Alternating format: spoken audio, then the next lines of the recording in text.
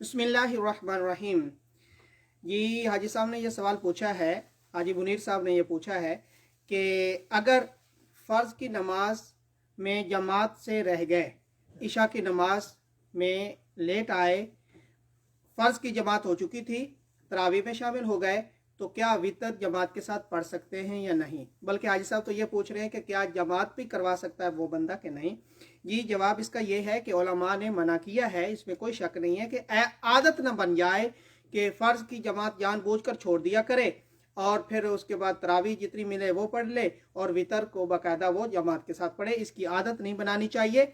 हाँ, पढ़ना जायज़ है यानी वितर की जमात के साथ वो पढ़ ले। अगर फ़र्ज़ किसी वजह से उसकी जमात रह गई है तो वितर वो जमात के साथ पढ़ सकता है ताकि उसका सवाब जो है वो ज़ाया ना करे और वो जमात भी करवा सकता है। हाँ, अगर वो आदत ही बना ले कि जानबूझ के जनाब वो फ़र्ज़ों से लेट हो रहा है और वो आता ही लेट है और वो वितर की जमात करवाता है या जमात के साथ पढ़ता है, तो इससे मना है। आदत ना बनाए।